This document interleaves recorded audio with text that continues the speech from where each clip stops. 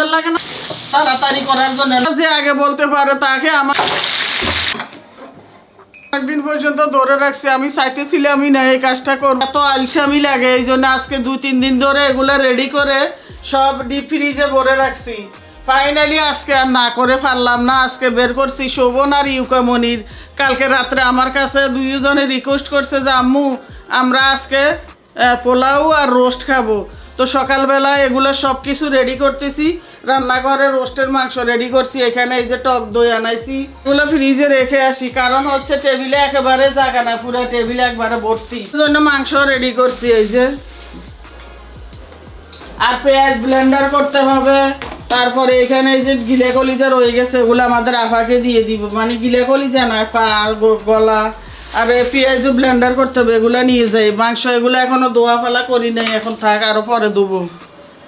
আগে ব্লেন্ডার করিনি, কিছু মশলা প্রয়োজন। রোস্টের জন্য তো পেঁয়াজ বাধ্যতামূলক ব্লেন্ডার করতে হবে, আর আদা বাটা একটু না, এই জন্য তাড়াহুড়া করে আগে এগুলো করিনি।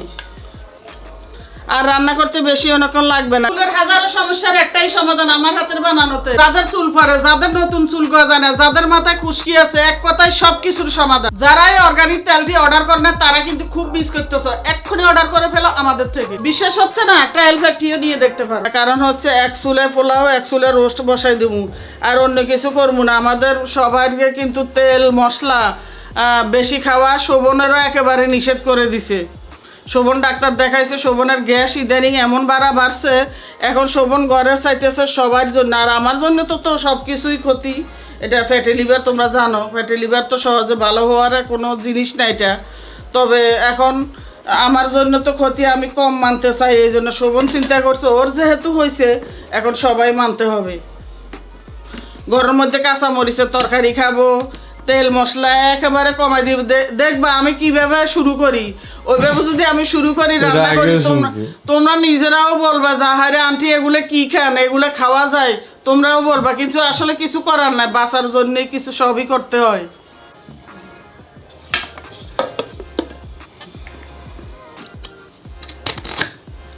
এখানে তো লাইন নেই, এই লাইনটা আনি।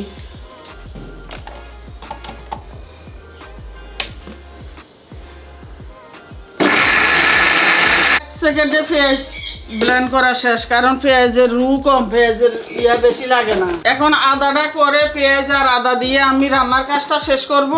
তারপরে হইলো রসুনের কাজ শুরু করব, কারণ রসুন বাটা কিছু আছে, এখনও 4-5 দিন যাবে। এই জন্য এত তাড়াহুড়া করবো না, কাজ শেষ করে তারপরে রসুনটা ব্লেন্ড করব আর কি। এই চুলার মধ্যে গ্যাসের যে দাম 2300-2400 টাকা দিয়ে আমি গ্যাসের বোতলটা কিনছি। ওই যে দেখো গ্যাসের বোতল, এটার মধ্যে শুধু তোমাদের আমি যে হার্বাল তেলটা বানাই 30টি প্রাকৃতিক উপাদান দিয়ে, ওই তেলটাই আমি এটার মধ্যে বানাই।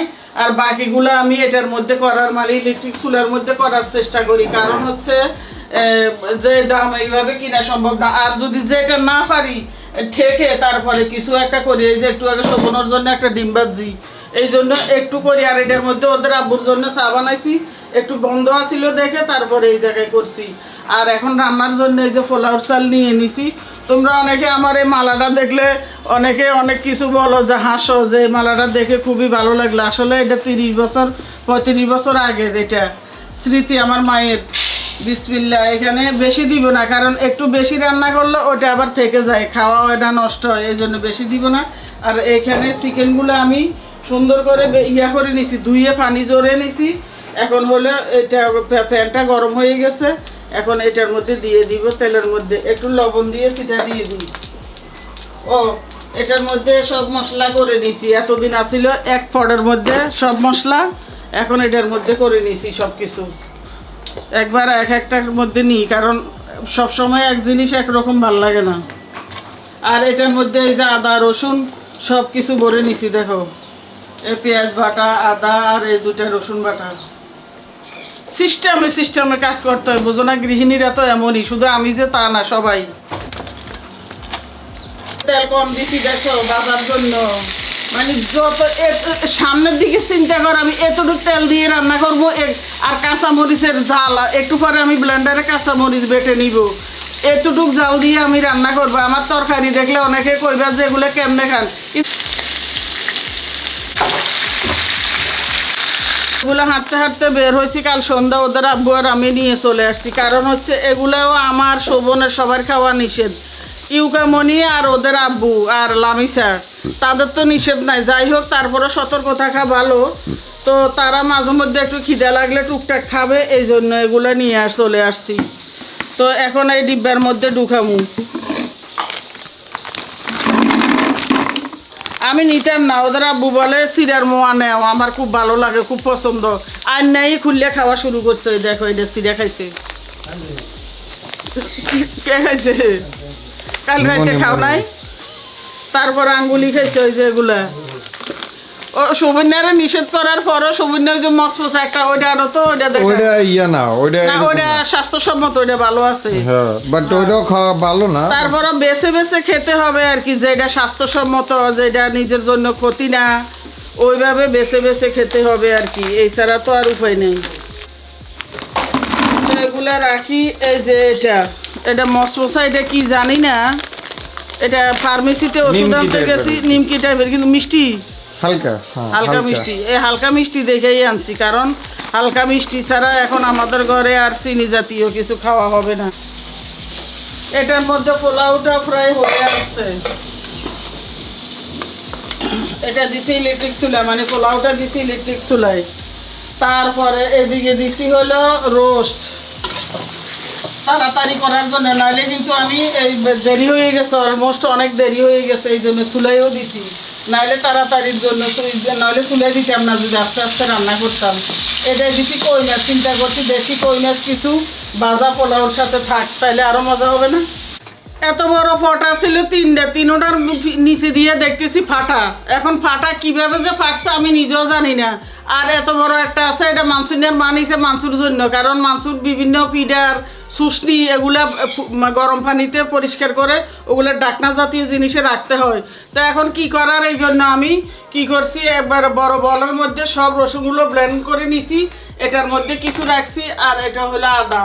তো আমি সন্ধ্যের সময় নামবো বাইরে, ওদের আব্বু সহ নেমে তারপরে কিছু কিছু বড় বড় ফট আনবো, ওগুলোর মধ্যে রসুন রেখে তারপরে ডিপ ফ্রিজে রাখবো। আর যেটা তোমাদের বলছি না যে আমি কাঁচামরিচ দিয়ে তরকারি রান্না শুরু করব, এই জন্য এই কাঁচামরিচ ব্লেন্ড করে নিছি। এই দেখো, এখন শোভন অনেক খুশি। আমি বলি যে মাঝে মধ্যে মেহমান আসলে মেহমানেরও যদি আমরা কাঁচামরিচ এরকম কম মশলা দিয়ে খাওয়াই, মেহমান আমগো তরকারির বদনাম করবো না। তো ও বলে যে আমরা যা খাই মেহমানও তা খেতে হবে, কিছু করার নাই। এটাই কাজ আমাদের ঘরে যদি থাকে লাল মরিচ, তাহলে আমাদের কোন এক সময় লাল মরিচ দিতেই হবে, কাঁচা মরিচ না থাকলে। এমন সমস্যা হয়ে গেছে আমাদের এখন, এইভাবে জীবনযাপন করা ছাড়া আর অন্য কোনো উপায় নেই। সবারই করা উচিত এটা। এটা আমার ক্ষেত্রে মানে এই জমানায় যে ভেজাল খাবার আমরা খাইতেছি, আমাদের রোগ ব্যাধি এমন ধরে গেছে, মানে বাঁচার কোনো উপায় নেই। এখন চেষ্টা করতে হবে যেন যে কদিন আল্লাহ হায়াত রাখছে একটু সুস্থ থাকতে পারি। ও এগুলা করার আগে যে রান্না বান্না শেষ করছি সেটা তো তোমাদের দেখাই নাই। দেখো এই ফাঁকে রান্না বান্নাগুলো, এই যে রোস্ট, অনেকে বলবে আমার রোস্ট এই কালার কেন। আমি ঘরে যে মশলা বানাইতাম ওই মশলাটা তোমাদের বলছি এখন আর করি না, আমি বাইরের রোস্টের প্যাকেট দিয়ে করি। কেন এরকম কালার হয় আমি নিজেও জানি না। বাইরের বানিয়ে বলতে রাঁধুনি প্যাকেটগুলো যে রোস্টের, ওটা দিয়ে করি। আমার দোষ কি বলো? আর এখানে কই মাছ ভাজি, এই যে ইউকামনি খেয়ে ফেলছে, ওর খিদে লাগছে কারণ ও পরীক্ষা দিয়ে আসছে। আর শোভন, ওদের আব্বু, আমরা খাই নাই। আর আমাদের লামিসা কালকে রাত্রে হলো বাবুকে দেখা করানোর জন্য নানির সাথে, মানে নানি কাঁদতেছে বাবুর জন্য, অনেকদিন কিছুদিন গেলে না দেখলে আর থাকতে পারে না, তো চলে গেছে একদিন নানির কাছে থাকুক। তো এখানে পোলাও করছি। এই তো লামিসা নাই দেখে চলে আসবে একটু পরে ইনশাল্লাহ, ও এসে খাবে। আর এখানে সালাতের আইটেম সবগুলো রেডি করছি। একদিন পর্যন্ত ওরা টেবিলে রান্নার বিষয় না, তো শোভন লামিসা ওদের আব্বু সবাই চিল্লাইতে আছে যে বলে টেবিলে রান্নার বিচার না কেমন লাগে। তো চিন্তা করছি এখন দুইটা বের করে আনছি, কি এটা বিছাবো নাকি এটা বিছাবো। এখন লামিসা আর শোভন বলতেছে যে লালটা বিছাইতে, এটা মেহমানের জন্য রাখছি, এটাকে বেশি গর্জিয়াস, আর এটা হলো নর্মাল। এখন ওরা বলতেছে এটা বিছাইতে, নষ্ট হলে আবার আনবো, সমস্যা কি। তো এটা এদিকে রেখে দিই, এখন এটা বিছাই। টেবিলে অনেক কিছু আছিল, সবগুলো সরাইছি এতক্ষণ।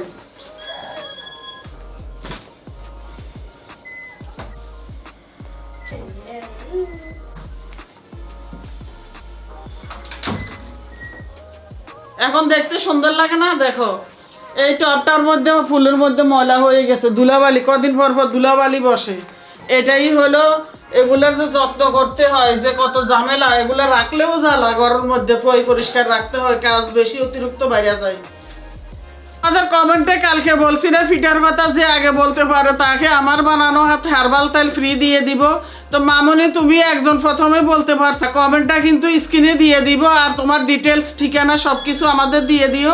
আমার হাতের বানানো হার্বাল তেলটা তোমার জন্য পৌঁছে যাবে ইনশাল্লাহ, বিনা খরচে। বাইরে গেছি দুইজনে, কি কি আনছি তোমাদের একটু দেখাই। আমি বলছিলাম না সন্ধ্যার পরে দুজনে বের হবো, বের হলে অনেক পটপুট নিয়ে আসবো। এই যে এইটার মধ্যে বিস্কুট টিস্কুট রাখার জন্য একটা আরএফএলের পট আনছি, কি সুন্দর দেখছো। মানে একটা দুইটা কিনতে গেলে কিন্তু একটা দুইটা কেনা যায় না, পছন্দ হয়ে যায় বেশি। তো এখানেও আনছি, আমি দেখাই। এই যে এখানে একটা, তারপরে পট আসলে কয়েকদিন পর পর ভেঙেও যায়, কেন ভাঙে কেমনে ভাঙে আল্লাহ মাহবুদে জানে, আমি জানি না। ওই অনেক কিছু মানে চিংড়ি মাছ টাছ রাখলে, শক্ত কিছু রাখলে ছুরি দিয়ে খোসা দিই, অনেক সময় নিচে দিয়ে ছুরির মাথা লেগে যায়। আমার যে আগের হালকা ডিম সিদ্ধ করা, চা গরম করা, একটু রং চা বানানো, এভাবে পাতিলগুলা নষ্ট হয়ে গেছে। তা আমি কিছু ছোট পাতিল আনছি, এই যে এটা এই পাশে রাখি। আর টিস্যু বক্স এটা এখানে রাখি। আমার একমাত্র কারণ আজকে একটাই উছিলা, ওই যে রসুনগুলো রাখবো এই জন্য। তো এখন এটার মধ্যে আর এটার মধ্যে যতটুক ধরে, আর এটার মধ্যে তিনটার মধ্যে রসুন বাটা রেখে ডিপ ফ্রিজে রেখে দিব। তো আজকের মতো এখানে তোমাদের কাছ থেকে বিদায় নিয়ে নিব। সবাই ভালো থাকবা, সবার জন্য অনেক অনেক দোয়া ও ভালোবাসা। আল্লাহ হাফেজ।